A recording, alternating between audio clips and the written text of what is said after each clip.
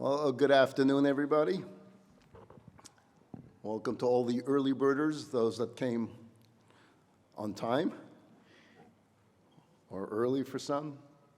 You know, there's an expectation that if a rabbi is to give a talk, it should have some practical life lessons that the audience is able to take home with them. It shouldn't just be some dissertation. So as I was getting into the mode of getting ready for the retreat and preparing remarks, I started getting a little nervous trying to think about what profound words can I possibly share that would be something you can take home with you. Words of wisdom. Where should I look? Should I look in the Talmud? Should I look in the Kabbalah? Should I look in Maimonides? And then it dawned on me. It's the 21st century. Chat GPT. So,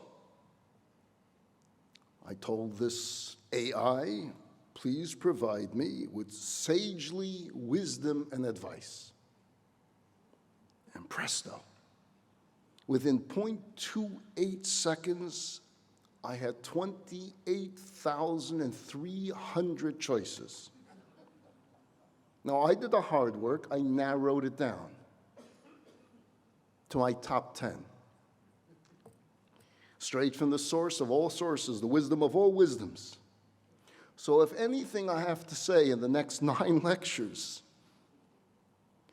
do not change your lives in any way, perhaps these simple top 10 pieces of advice is all you need to hear. So, here we go. My AI sagely advice to each and every one of you. Number 1, if at first you don't succeed, skydiving is not for you.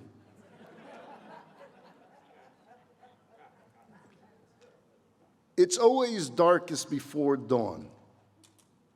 So if you're gonna steal your neighbor's newspaper, that's the time to do it.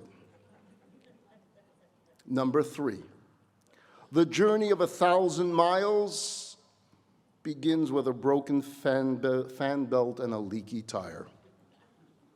Number 4, never test the depth of the water with both feet.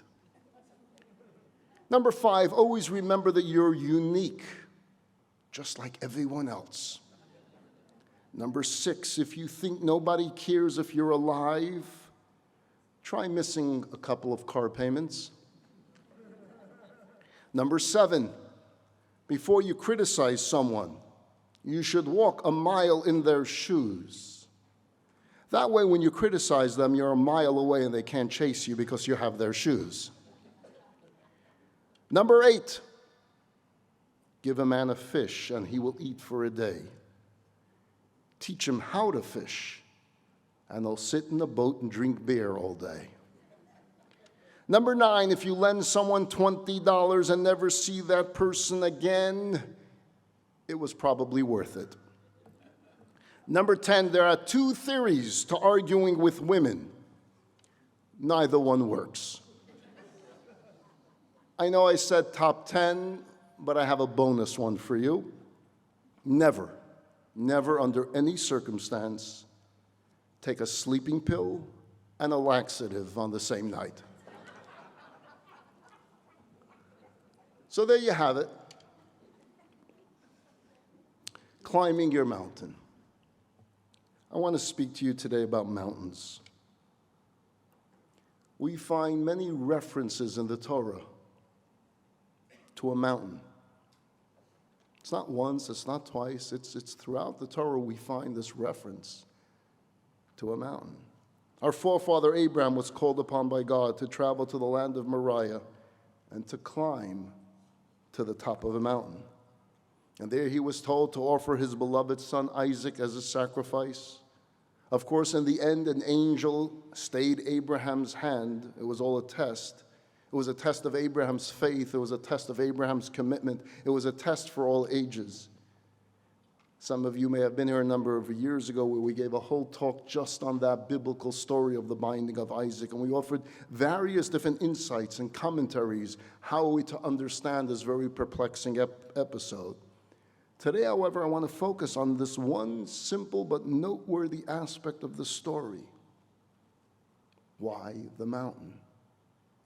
Why did he have to climb a mountain to do this?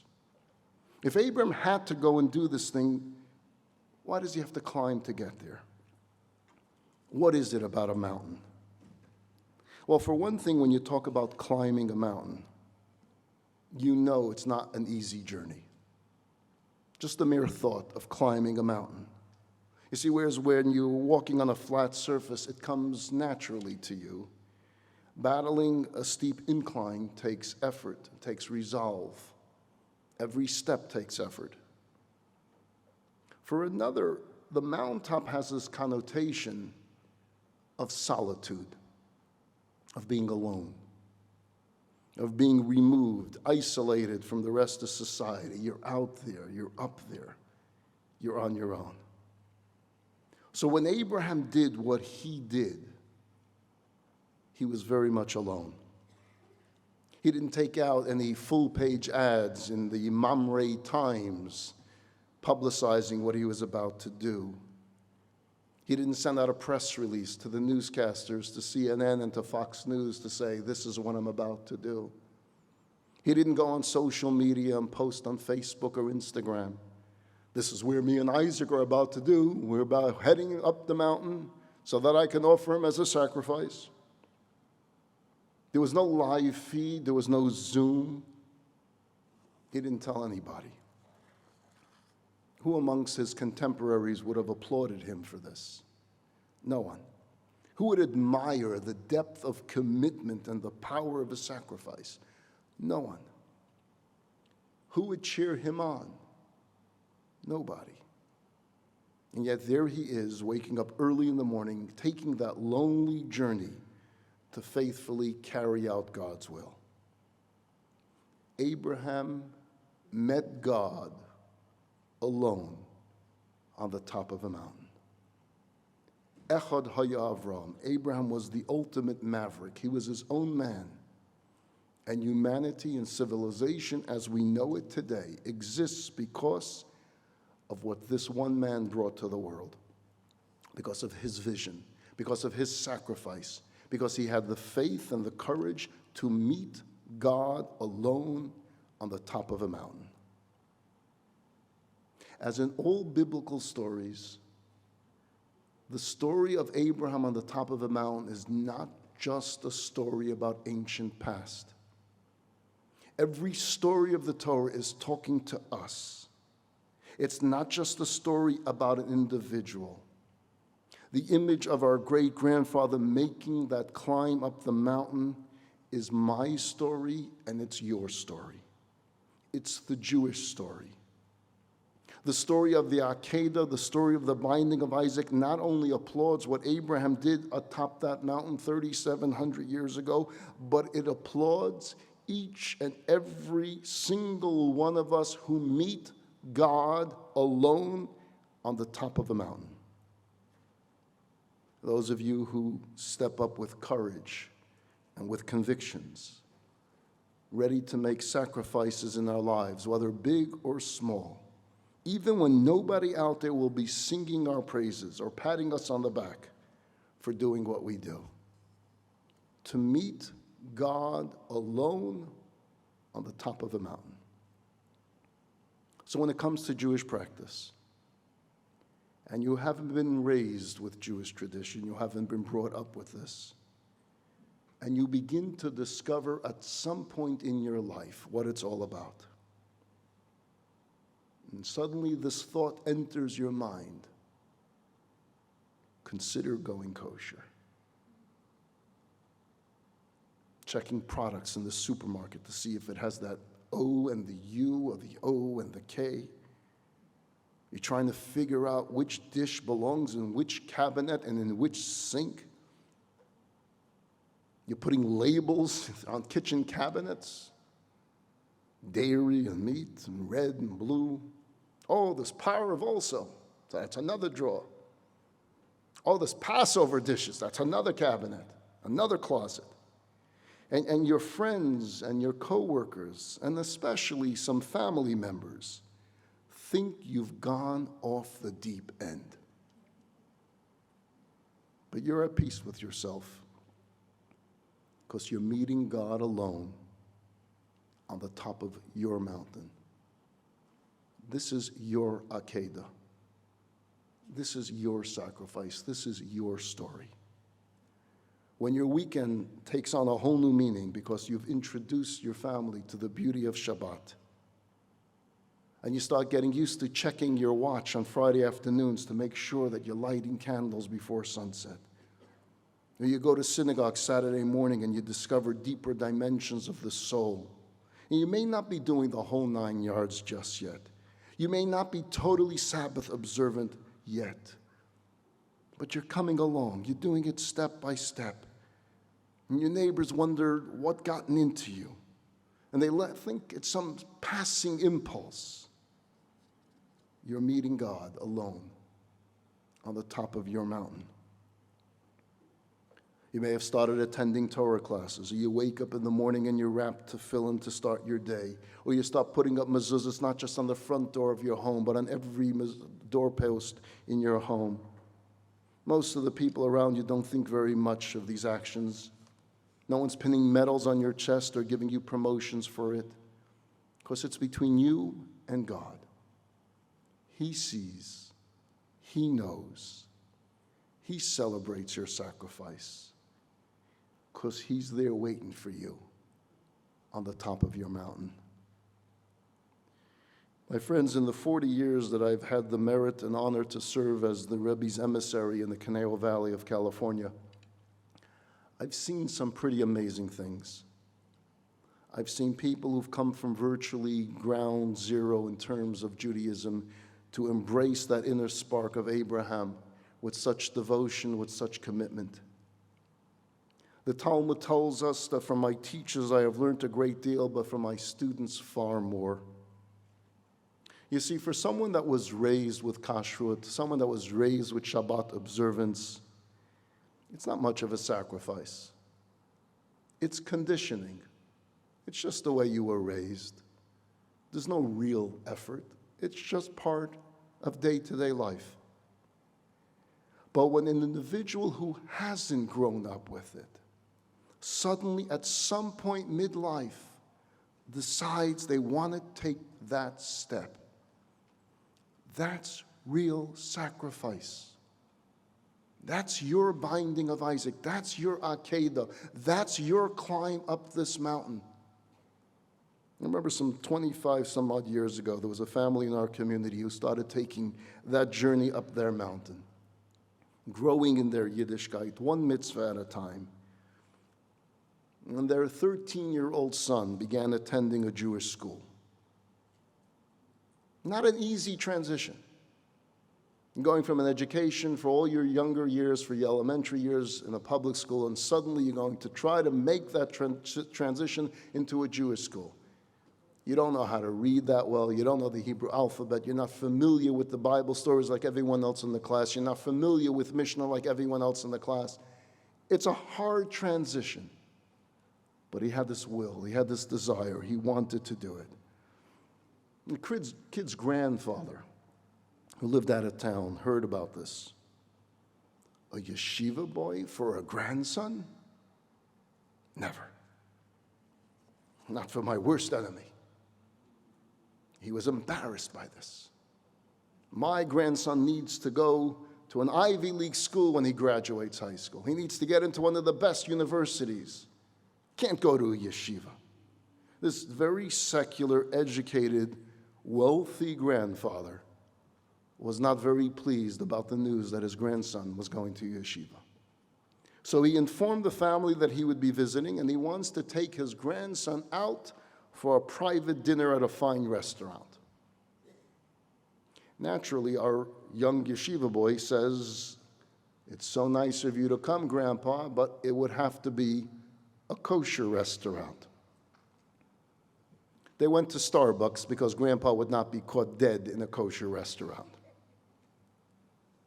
And he began his talk by explaining, this is such a waste of your time. Why do you want to spend so much time in archaic study when you can be spending your time in advanced education?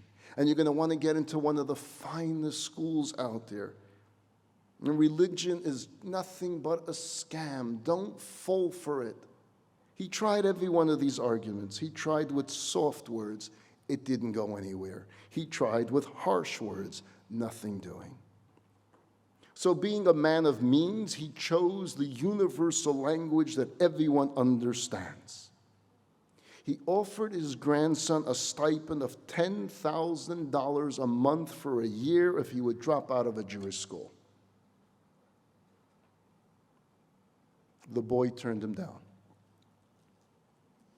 He upped the offer. $15,000 direct deposit. It would go straight into his account every month, nothing doing. Boy turned it down. This went on and on. The negotiating went on until he made one final offer. $700,000 to be deposited in an interest-earning account that he would have access to when he turned 21 years old. The boy was 13. He did the math for him, what that $700,000 was going to turn into when he turned 21. He would be wealthy at 21 years old. All he needed to do was drop out. Now, way earlier in these negotiations, I would have taken the deal myself. The boy turned to his grandfather and he said, "Grandpa, one day you'll find out that the greatest gift is not one that you can give me or buy me. The greatest gift is the gift that God gave us both. I found this gift, and I hope one day you'll find it too." A 13-year-old kid talking like this, such clarity, such strength of conviction. That's the spirit and the sacrifice of Abraham all over again. It's the courage to walk your own way and to meet God on the top of your mountain. Now, we each have mountains to climb. We each have challenges to meet. We each have our own individual tests to withstand. And my mountain and your mountain may not be the same. We're each given our own mountains, and that's why we call it climbing your mountain. I remember hearing about this young woman who headed up a major business in New York City. The woman began attending Torah classes and studying about Jewish practice and observance, and over time, she decided to make some changes in her life. And she called the rabbi of this adult education institute, and she said, "I've made up my mind, I want to start keeping kosher. Can you come over to the house and make the kitchen kosher?" So the rabbi says, "Sure, no problem." He schedules a night. He comes in with his blowtorch and all of his handbooks, everything that he needs to go through the process. And they start talking, going through everything, what the kosher kitchen means and the separation of meat and milk and the new pots and the new dishes. And as he's talking, he notices on the counter, there's this little pack of Chiclets gum. So he says, "I just want to point out, by the way, Chiclets is not kosher. So if we're going to go through this process, no more Chiclets gum." The woman looked as if the whole world came down and crashing on her head. "Give up Chiclets gum? I eat it every day. I need my Chiclets gum. I can't go ahead with this. Without the it's over. Forget it. I'm sorry, it was a mistake." Now, of course, eventually she calmed down. The rabbi told her there's many other gums that could compete with Chiclets that are kosher. Maybe one day Chiclets will become kosher. Things change out there. Whatever he might have said calmed her, and she ended up koshering the house. Now, I share this little story not to mock or belittle, but on the contrary. Because guess what? Everyone in this room has those Chiclets gums. We each have those things that for us, it's a big sacrifice. Things that we cling to, things that we can't let go of. That's our particular test, whatever it may be. That we turn the key and we unlock the gate to finding true happiness and fulfillment in our lives when we find our mountain and we climb our mountain. I want to tell you from Charlie from Chicago. For a number of years, Charlie, like my story of the woman with her chiclets gum, started going to Torah classes, not in New York, in Chicago. And he loved the intellectual stimulation of the learning. He wasn't really motivated to do things. He was going for the intellectual gain of the class. He went 1 year, a second year, a third year, a fourth year, a fifth year, and finally it rubbed off. And he's chatting with the rabbi, and he says, like the woman of the prior story, I've made up my mind. It's time. I want to start with one mitzvah. I want to start with kosher. It's a hard one to start with, but that's the one I want to start with. But one stipulation, I want to start tomorrow. Not today. Tomorrow. So the rabbi says, if you're going to do this anyway, why not start right now? If you're going to kosher, let's go kosher. No, don't push it. I need my one more night. Okay. Why indeed did Charlie not want to start before tomorrow? Well, it's like this. Before going cold turkey, he wanted to eat one more super dog. For those of you that know, I didn't know until I read this story, Super Dog is a very popular restaurant in Chicago. They sell hot dogs, shakes, fries, none of which are kosher. It's one of the premier hot dog establishments in Chicago, and the main item on the menu is the Super Dog. And the Super Dog comes with all the stuff, everything that you can bury a hot dog in. The relish, the sauerkraut. Charlie loved Super Dog. That was his place. And he needed to say that farewell over one more Super Dog. And that's why he told the rabbi, tomorrow. So he sits in his favorite eatery, he makes his order, he has his Super Dog, and he begins to enjoy it. He's about to go through this process of his final dinner. Some friendly guy walks over, sits down across him, and starts a conversation. And they begin chatting. And the two realize that their children attend the same school, and they continue to talk. And at some point, the fellow says to Charlie, I see you really like the Super Dog. Charlie says, oh, I love it. I really love it. And he makes the mistake by saying, but the truth is, this is my last one. And the fellow looks at him and says, why? If you love it so much, why is it your last one? He's debating, do I get into this whole kosher thing? I don't really look Jewish. I'm not wearing a kippah anyway. I don't want to explain kosher, and there'll be too many questions to ask. So he went a different route. Economic times are tough. And we decided budget cuts, so no more restaurants. The whole family is giving up eating out, so no more Super Dog for me. This fellow, his name was Scott, had so much compassion. He hears how this fellow loves the Super Dog, but economic times are tough, and he can't afford eating out. He says, it really breaks my heart. It bothers me that someone would have to stop eating the Super Dog because of financial considerations, but it's your lucky day.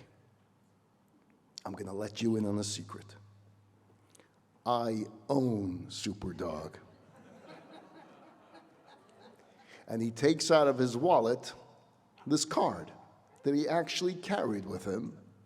And the card read, this card entitles the bearer to a free lifetime supply of Super Dogs. You're never going to have to pay for a Super Dog, and you can come every day. Today as your lucky day. Now, he doesn't want to dig himself any deeper, So he thanks Scott for his kindness, for his generosity, and he runs right back to the rabbi. And he's upset. And he says, God is playing with me. Do you know it took me 4 years? 4 years. I've been coming to your classes for 4 years. Never made a move. Never changed anything in my life. 4 years listening every week. I finally decide I'm going to do it.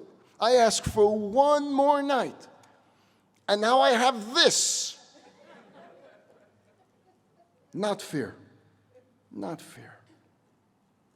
So the rabbi says this to him, you think you just encountered a mountain that you can't climb. But the truth is, if you walk around the side of the mountain, you're going to find that there's an elevator there waiting for you to take you straight to the top. God's not playing with you. God is showing you how much he loves you.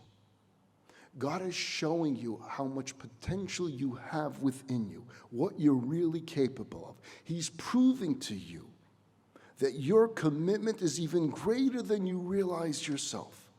That even now that you have this card with you, you're going to find the strength within you to give it all up. Charlie indeed stuck to his commitment. And in time, one mitzvah led to the next mitzvah, followed by another and another. Today, Charlie's dining room table is filled with guests every single Shabbos. And those that have been for Shabbos lunch at Charlie's home will all attest to that in his dining room, he has a lot of art.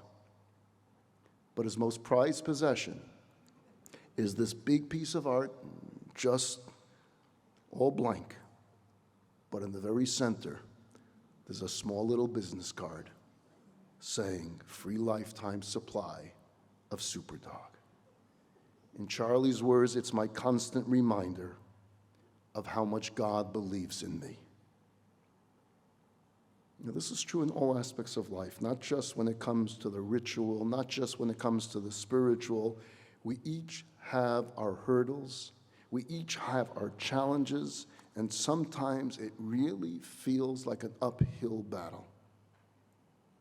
You ever walk up the steps of an escalator? I'm not talking about going up the steps of an escalator when the escalator is going up. When the escalator is coming down and you're trying to walk it up. And you feel like you just can't get to the top. We each have those days with that climb, with the setbacks, with the disappointments. Not every time we try to do something good, and not every time that we try to do something right do we succeed. Sometimes the initial attempt doesn't work, and we fall, and we fail, and we falter. And sometimes when we fall, it hurts. It really hurts. Those that go mountain or rock climbing will tell you that not every step results in going higher. Sometimes you slip down a notch. But even in that minor setback, it's part of the process, because life is not a straight line, and life is not a well-paved road. Judaism's view of a righteous person is not necessarily one that doesn't falter now and then.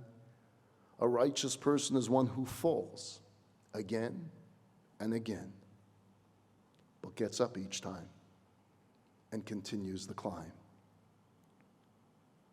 So whether your particular mountain is in the arena of career, business-related matters, relationships, parents, children, friends, instead of allowing setbacks to send you hurtling down the mountain, learn from the experience and use it as a springboard to catapult you to greater heights up the mountain. There's a rather strange story in the book of Genesis about Jacob. Jacob is returning home to his homeland after being away for many years.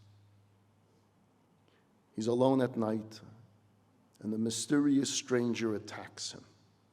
Familiar with the story? and they wrestle. The Torah is describing a wrestling match that's taking place. The assailant expects Jacob to be an easy victim, but Jacob won't surrender. To quote from the Torah, and he wrestled with him until the break of dawn. This wasn't a 5-minute round. This went on for hours. Jacob knew he needed to defend himself. He fought a very brave and valiant fight. And when the assailant sees that he can't overpower Jacob, he strikes him on his hip, dislocating his hip. And despite the pain, Jacob won't surrender. He won't let go. The attacker grows desperate and appeals to Jacob to release him. Jacob understands that this is no ordinary opponent, but rather a heavenly emissary. As the commentaries explain to us, it was the guardian angel of his brother Esau. So Jacob says, I will not let you go until you bless me. I want a blessing from you. And the angel says, your name shall no longer be Yaakov, but Yisrael, Israel. Ki sarisa im Elokim v'im anoshim v'tuchal, because you struggled with the divine and with man, and you prevailed. Our name Israel, Yisrael. What does Israel mean? What does it mean to be a Jew? It means that even when you're all alone, and even when it's a struggle, and even when you're wrestling with the divine, you still hang in there. You persevere. You do the right thing. And you turn suffering into a blessing. That's the story of the Jew. We get up, we stand up on our feet, and we climb that mountain. Back in the 1960s, there was a young Jewish man living in Mexico. His name was Solomon Mizrahi. Solomon struggled desperately to eke out a living to support his family. He established a business importing coffee, which he would sell in and around Mexico.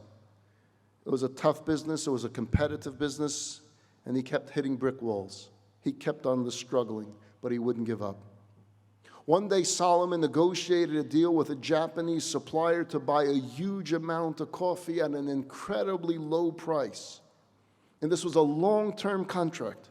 It was a great deal. It was a sweet deal. It was the deal he was waiting for. This was the big break Solomon was telling his wife, one day I'm going to make that deal. His profit margin would be huge. He would have enough to buy a home for his family, to support the family, not just for now, but for the foreseeable future. Jackpot. That night, he proudly showed the coffee contract to his wife. They celebrated. They were ecstatic. They danced the night away. That contract represented a bright new future for the Mizrahi family. Poverty days would be over for them. The next day, the Japanese supplier shows up at Solomon's office looking very somber. And he said to him, Mr. Mizrahi, I made a mistake. The price I quoted was too low. It was an error.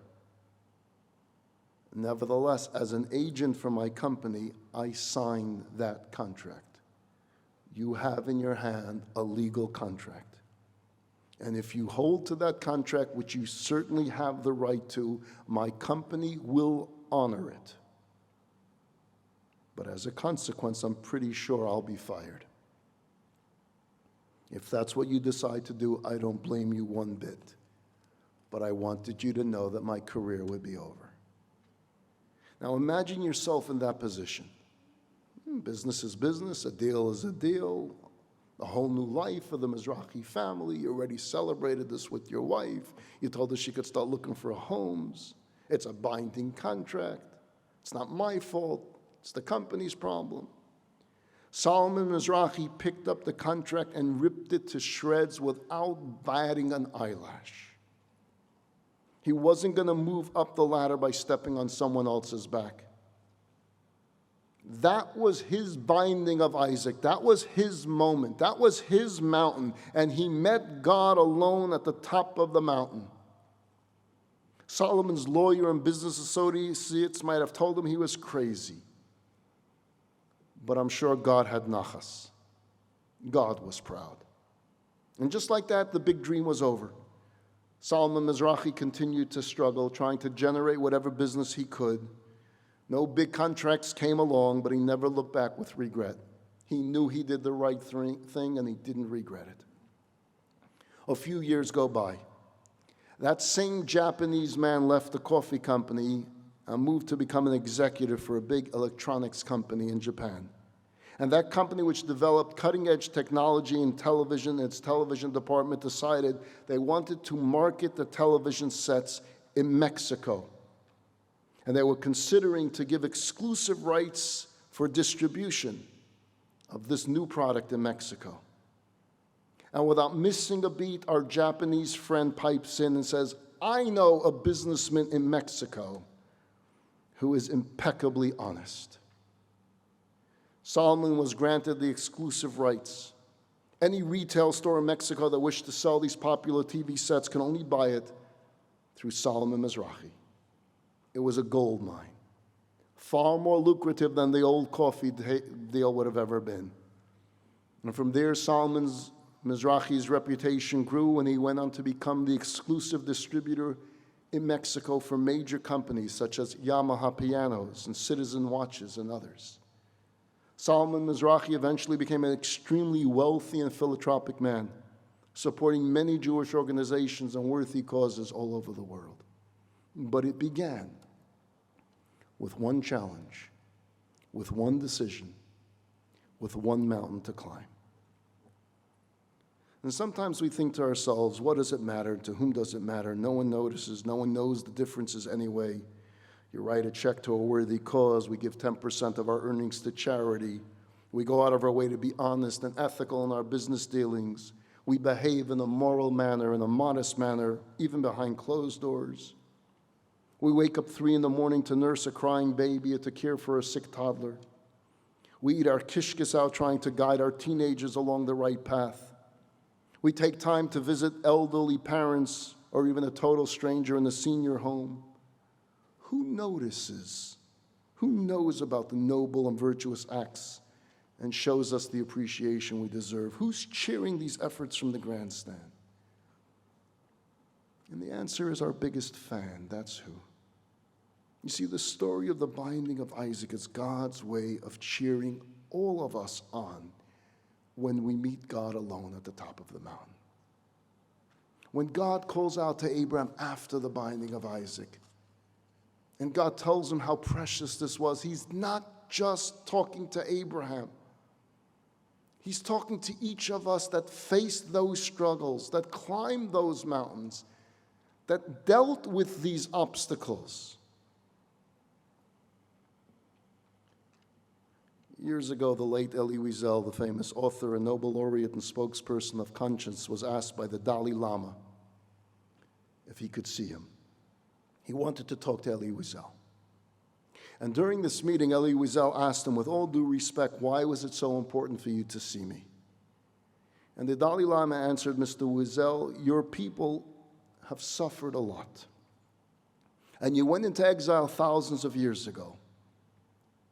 But you're still here. My people just left our homeland. We're in exile. Teach us how to survive. How? How have the Jewish people done it? How do you continue to do it? The truth is that the secret to our survival didn't begin with the events of 2,000 years ago. It began way before exile began. It began with a man named Abraham, who met God alone on the top of a mountain. And we've been meeting God on the top of our mountain ever since. Think about it. What are the odds that after all these centuries, after all the millennia of exile and persecution, we would be here, August of 2023, still here as a people, still studying from the Torah, still practicing the mitzvot that Moses told us about at Sinai in the year 2448. It's because we're a people that know that even when we struggle, and even when we wrestle, and even when we're hurt, and even when we're wounded, we somehow prevail. Yisrael, Israel. It's who we are. It's who you are. Because we never stop climbing the mountain, and we never will. In his memoir of the Eichmann trial, the Israeli prosecutor named Gideon Hausner writes that the evil Eichmann Yamach Shemoy, he took a paroiches. You know what a paroiches is? Paroiches is on the ark, there's this curtain, right, that hangs outside the ark. It's usually made of velvet with nice colors. So this evil Yamach Shemoy, this evil individual of Eichmann, took a paroiches from a synagogue that they destroyed, and they hung it at the entrance of the gas chamber in Treblinka.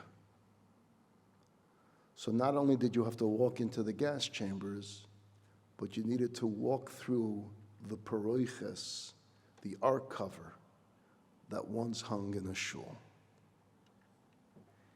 And what are the words on the paroches? It said, Zeh hashar la Hashem, tzadikim yavoyuvo. This is the gate to God, the righteous will enter it.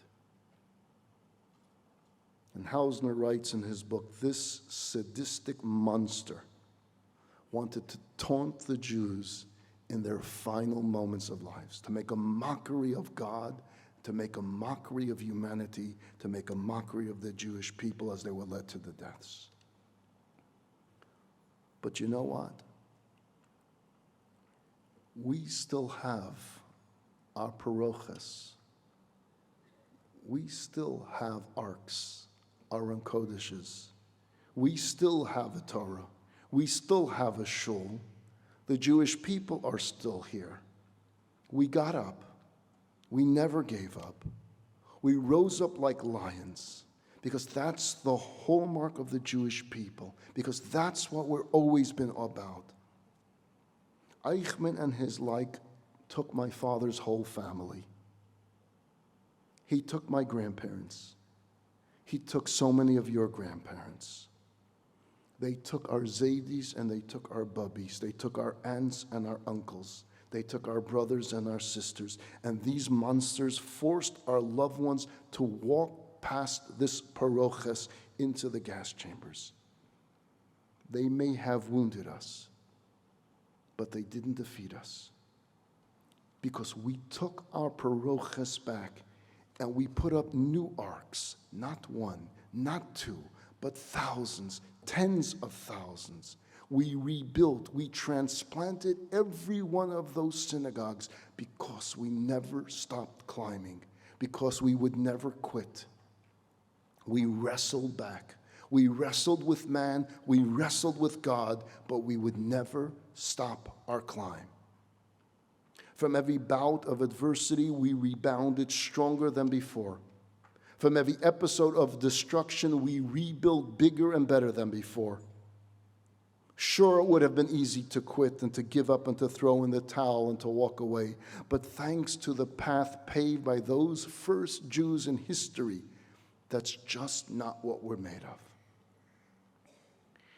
I'd like to conclude with one more beautiful story. It may sound like something out of the dark ages, but it actually transpired in 2007. And if I remember correctly, I first heard the story from Rabbi Moshe at a JLI retreat. In Baku, Azerbaijan, there's a Jewish woman who married a non-Jew who was loosely affiliated with the Russian Orthodox Church. He was never a practicing or active member of the church, so when the woman told him that she wanted to enroll their 9-year-old daughter in their local Chabad day school called Or Avner, he said, fine, send the kid to a day school. Didn't mean much to him. As time went on, however, the man began to notice things, changes. The child would come home all animated, all excited about her Jewish studies. Her eyes would light up whenever she spoke about the holidays, about Hanukkah, about prayer, about the Torah portion of the week, which she had no idea what she was talking about. And every Friday night, she would insist on lighting a candle and making a blessing and do this strange thing with her hands. At first it was cute. Okay, it's a 9-year-old, and she's doing things in school, it's fine. But then she was really passionate about it, and it started bothering him. So one day he says to his wife, listen, you asked me about the school, I said fine, but you didn't tell me about lifestyle changes. So if our daughter is going to be doing all these Jewish things, then she also has to be baptized by my religion. Fair is fair. Let her have both, your religion and my religion. Mother and daughter weren't happy about this, but the father drew a line in the sand. Here's the deal. Either she gets baptized and she can continue going to the school, but if you object, no, then she goes out of the Jewish school, no religious school at all. So the mother made the tough choice to acquiesce. Okay, we have a deal. As long as her daughter can continue going to the school she loves so much. And sure enough, the man makes an appointment for the following Friday afternoon with a priest of a church in a small Russian town. And during this meeting, this encounter, the priest asked the girl if she indeed wanted to become a Christian. And if she was ready to take into her heart everything that she's supposed to take into her heart. This 9-year-old girl says, no, I'm a Jew. At which point her father gave her a stern look and said, you better get with the program or you're not going to be in that school anymore. From that point on, she kept silent. There were prayers she needed to recite. She said whatever the priest told her to say, she went along with it. She was dunked in the water. She let herself go. As this was all going on, there was this tremendous sadness about her. The mother saw it. The mother picked up on it. And the priest starts going through all the rest of the rituals. The little girl begins playing holiday songs in her mind just to keep her mind occupied. Her mental singing was interrupted when the priest gave her a final instruction. As a sign now of your acceptance of the church, you need to go over to that table and light a candle. This brave 9-year-old child looks up at the clock. She walks over to the wall. She covered her eyes, and with everything she had inside her, she cried out, Baruch atah Hashem Elokeinu melech haolam asher kedishanu b'mitzvosav v'tzivanu lahadlik ner shel Shabbos Kodesh. It was Friday. She was lighting a candle in a strange place, but she was lighting a candle. And she made her blessing in this church. I don't believe she got much applause from the priest. I don't believe her father was pleased. But on that Friday night, in a Russian Orthodox church in Azerbaijan, she met God alone on the top of a mountain.